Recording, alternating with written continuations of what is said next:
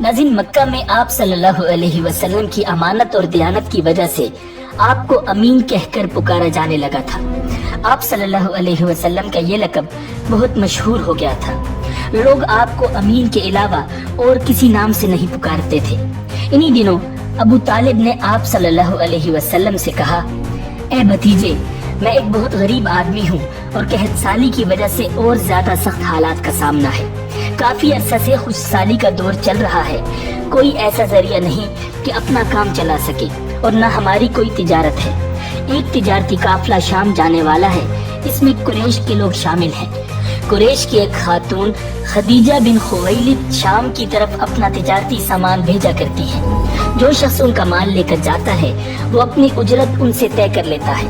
اب اگر تم ان کے پاس جاؤ اور ان کا مال لے جانے کی پیشکش کرو تو وہ ضرور اپنا مال تمہیں دے دیں گی، کیونکہ تمہاری امانت داری کی شہرت ان تک پہنچ چکی ہے۔ اگرچہ میں اس بات کو پسند نہیں کرتا کہ تم شام کے سفر پر جاؤ، یہودی تمہارے دشمن ہیں، لیکن حالات کی وجہ سے میں مجبور ہوں، اس کے علاوہ کوئی چارہ بھی تو نہیں۔ یہاں تک کہہ کر ابو طالب خاموش ہو گئے۔ تب آپ صلی اللہ علیہ وسلم نے ارشاد فرمایا، ممکن ہے وہ خاتون خود میرے پاس کسی کو بھیجے۔ یہ بات آپ صلی اللہ علیہ وسلم نے اس لیے کہی تھی کہ سیدہ خدیجہ رضی اللہ تعالی عنہا کو ایک با اعتماد آدمی کی ضرورت تھی، اور اس وقت مکہ میں آپ صلی اللہ علیہ وسلم سے زیادہ شریف، پاک باز، امانت دار، سمجھدار اور قابل اعتماد آدمی کوئی نہیں تھا۔ ابو طالب اس وقت بہت پریشان تھے۔ آپ صلی اللہ علیہ وسلم کی یہ بات سن کر انہوں نے کہا، اگر تم نہ گئے تو مجھے ڈر ہے وہ کسی اور سے معاملہ طے کر لیں گی۔ یہ کہہ کر ابو طالب اٹھ گئے۔ ادھر آپ صلی اللہ علیہ وسلم کو یقین تھا کہ سیدہ خدیجہ رضی اللہ تعالی عنہا خود ان کی طرف کسی کو بھیجیں گی، اور ہوا بھی یہی۔ سیدہ خدیجہ رضی اللہ تعالی عنہا نے اللہ کے رسول صلی اللہ علیہ وسلم کو بلا بھیجا۔ پھر آپ صلی اللہ علیہ وسلم سے کہا، میں نے آپ کی سچائی، امانت داری اور نیک اخلاق کے بارے میں سنا ہے، اور اسی وجہ سے میں نے آپ کو بلوایا ہے۔ جو معاوضہ آپ کی قوم کے دوسرے آدمیوں کو دیتی ہوں، آپ کو ان سے دگنا دوں گی۔ آپ صلی اللہ علیہ وسلم نے ان کی بات منظور فرما لی۔ پھر آپ صلی اللہ علیہ وسلم اپنے چچا ابو طالب سے ملے، انہیں یہ بات بتائی۔ ابو طالب سن کر بولے، یہ روزی تمہارے لیے اللہ رب العزت نے پیدا فرمائی ہے۔ اس کے بعد آپ صلی اللہ علیہ وسلم سیدہ خدیجہ رضی اللہ تعالی عنہا کا سامان تجارت لے کر شام کی طرف روانہ ہوئے۔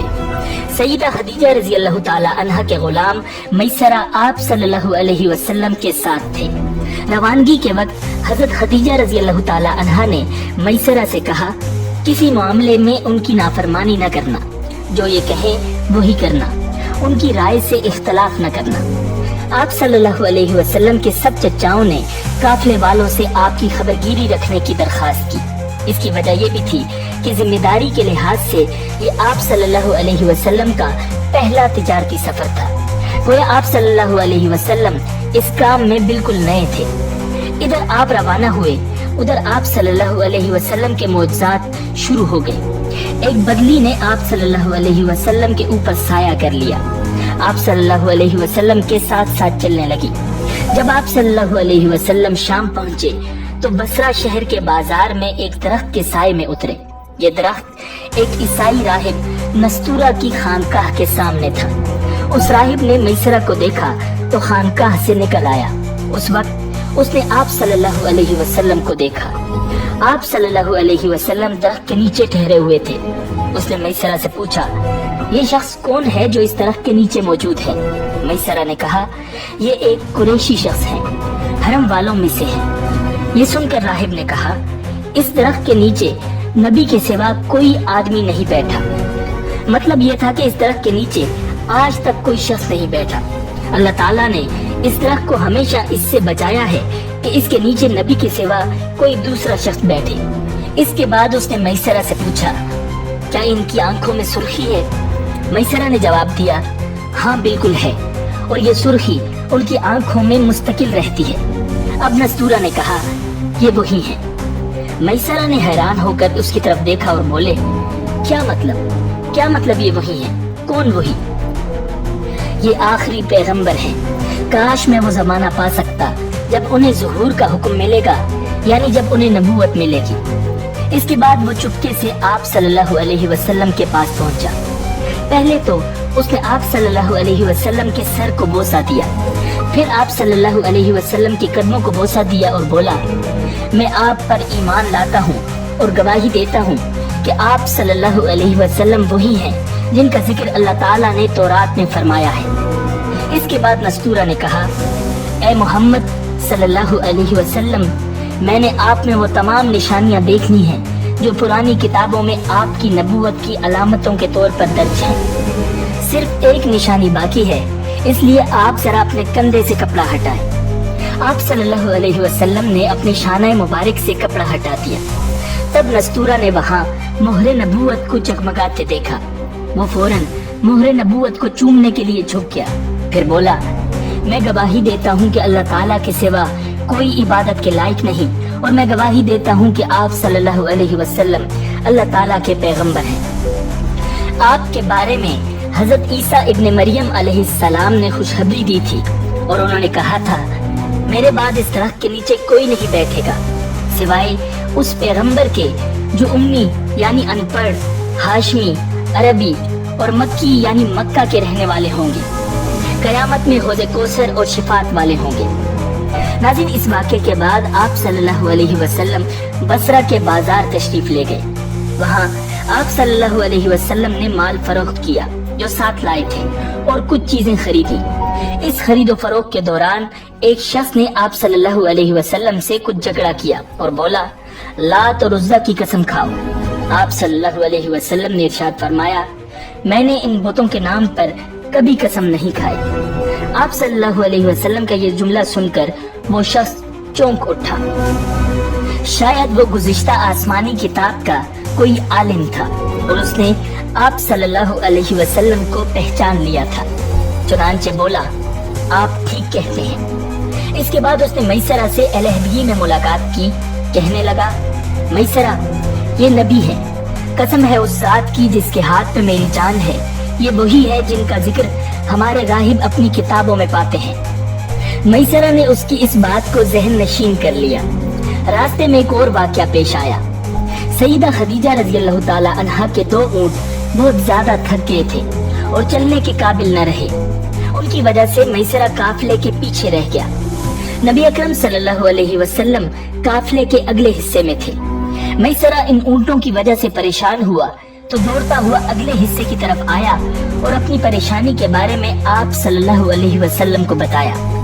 آپ اس کے ساتھ ان دونوں اونٹوں کے پاس تشریف لائے، ان کی کمر اور پچھلے حصے پر ہاتھ پھیرا، کچھ پڑھ کر دم کیا۔ آپ کا ایسا کرنا تھا کہ اونٹ اسی وقت ٹھیک ہو گئے اور اس قدر تیز چلے کہ قافلے کے اگلے حصے میں پہنچ گئے۔ اب وہ منہ سے آوازیں نکال رہے تھے اور چلنے میں جوش و خروش کا اظہار کر رہے تھے۔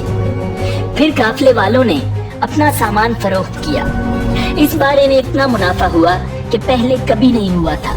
چنانچہ میسرہ نے آپ سے کہا، اے محمد، ہم سالہ سال سے سیدہ خدیجہ کے لیے تجارت کر رہے ہیں، مگر اتنا زبردست نفع ہمیں کبھی نہیں ہوا جتنا اس بار ہوا ہے۔ آخر قافلہ واپس مکہ کی طرف روانہ ہوا۔ میسرہ نے اس دوران صاف طور پر یہ بات دیکھی کہ جب گرمی کا وقت ہوتا تھا اور نبی اکرم صلی اللہ علیہ وسلم اپنے اونٹ پر ہوتے تھے تو 2 فرشتے دھوپ سے بچانے کے لیے آپ پر سایہ کیے رہتے تھے۔ ان تمام باتوں کی وجہ سے میسرہ کے دل میں آپ کی محبت گھر کر گئی اور یوں لگنے لگا جیسے وہ آپ کا غلام ہو۔ آپ صلی اللہ علیہ وسلم دوپہر کے وقت مکہ میں داخل ہوئے۔ آپ باقی قافلے سے پہلے پہنچ گئے تھے۔ آپ سیدھے حضرت خدیجہ رضی اللہ تعالی عنہا کے گھر پہنچے۔ وہ اس وقت چند عورتوں کے ساتھ بیٹھی تھی۔ انہوں نے دور سے آپ کو دیکھ لیا تھا۔ آپ اونٹ پر سوار تھے اور 2 فرشتے آپ پر سایہ کیے ہوئے تھے۔ حضرت خدیجہ رضی اللہ تعالی عنہا نے یہ منظر دوسری عورتوں کو بھی دکھایا۔ وہ سب بہت حیران ہوئی۔ اب آپ صلی اللہ علیہ وسلم نے حضرت خدیجہ رضی اللہ تعالی عنہا کو تجارت کے حالات سنائے، منافع کے بارے میں بتایا۔ اس مرتبہ پہلے کی نسبت دگنا منافع ہوا تھا۔ حضرت خدیجہ رضی اللہ تعالی عنہا بہت خوش ہوئی۔ انہوں نے پوچھا، میسرہ کہاں ہے؟ آپ صلی اللہ علیہ وسلم نے بتایا، وہ ابھی پیچھے ہے۔ یہ سن کر سیدہ نے کہا، آپ فوراً اس کے پاس جائیے और उसे जल्द अज जल्द मेरे पास लाइए। आप सल्लल्लाहु अलैहि वसल्लम वापस रवाना हुए। हजरत खदीजा रज़ियल्लाहु ताला अन्हा ने दरअसल आपको इसलिए भेजा था कि वो फिर से वही मंजर देखना चाहती थी, जानना चाहती थी कि क्या अब भी फरिश्ते उन पर साया करते हैं या नहीं। क्यों ही आप रवाना हुए, ये अपने मकान के ऊपर चढ़ गईं और वहाँ आपको देखने लगी। आप सल्लल्लाहु अलैहि वसल्लम की शान अब भी वही नजर आई। अब उन्हें यकीन हो गया कि उनकी आंखों ने धोखा नहीं खाया। कुछ देर बाद आप सल्लल्लाहु अलैहि वसल्लम मैसरा के साथ उनके पास पहुंच गए। हजरत खदीजा रज़ियल्लाहु ताला अन्हा ने मैसरा से कहा, मैंने इन पर 2 फरिश्तों को साया करते हुए देखा है, क्या तुमने भी कोई ऐसा मंजर देखा है? जवाब में मैसरा ने कहा, मैं तो ये मंजर उस वक्त से देख रहा हूँ जब काफिला यहाँ से शाम जाने के लिए रवाना हुआ था। इसके बाद मैसरा ने नस्तूरा से मुलाकात का हाल सुनाया। दूसरे आदमी ने जो कहा था वो भी बताया, जिसने लात और उस्सा की कसम खाने के लिए कहा था। फिर ऊंटों वाला वाकया बताया। ये तमाम बातें सुनने के बाद सईदा खदीजा रज़ियल्लाहु ताला अन्हा ने आपको तयशुदा उजरत से दुगना दी, जबकि तयशुदा उजरत पहले ही दूसरे लोगों की निस्बत दुगना थी। इन तमाम बातों से सईदा खदीजा रज़ियल्लाहु ताला अन्हा बहुत हैरान हुई। अब वो अपने चाचाजाद भाई वर्का बिन नौफल से मिली। ये पिछली किताबों के आलिम थे। सईदा खदीजा रज़ियल्लाहु ताला अन्हा ने उन्हें जो कुछ खुद देखा और मैसरा की जुबानी सुना था वो सब कह सुनाया। वर्का बिन नौफल उस वक्त ईसाई मजहब से ताल्लुक रखते थे, इससे पहले वो यहूदी थे। सईदा खदीजा रज़ियल्लाहु ताला अन्हा की तमाम बातें सुनकर वर्का बिन नौफल ने कहा, खदीजा, अगर ये बातें सच हैं तो समझ लो मोहम्मद इस उम्मत के नबी हैं। मैं ये बात जान चुका हूँ कि वो इस उम्मत के होने वाले नबी हैं। दुनिया को इन्हीं का इंतजार था, यही इनका जमाना है। नाज़रीन, यहाँ ये बात भी वाज़ेह हो जाए कि नबी अकरम सल्लल्लाहु अलैहि वसल्लम ने सईदा खदीजा रज़ियल्लाहु ताला अन्हा के लिए तिजारती सफर सिर्फ एक बार ही नहीं किया, चंद सफर और भी किए। सईदा खदीजा रज़ियल्लाहु ताला अन्हा एक शरीफ और पाकबाज खातून थी। नसब के एतबार से भी कुरैश में सबसे आला थी। उन्हें कुरैश की सईदा कहा जाता था। कौम के बहुत से लोग उनसे निकाह के ख्वाहिशमंद थे। कई नौजवानों के पैगाम उन तक पहुंच चुके थे, लेकिन उन्होंने किसी के पैगाम को कबूल नहीं किया था। नबी अकरम सल्लल्लाहु अलैहि वसल्लम तिजारत के सफर से वापस आए तो आप सल्लल्लाहु अलैहि वसल्लम की खुसूसियात देखकर और आपकी बातें सुनकर वो आप सल्लल्लाहु अलैहि वसल्लम से बहुत ज्यादा मुतासर हो चुकी थी। लिहाजा उन्होंने नफीसा नामी एक खातून को आप सल्लल्लाहु अलैहि वसल्लम की खिदमत में भेजा।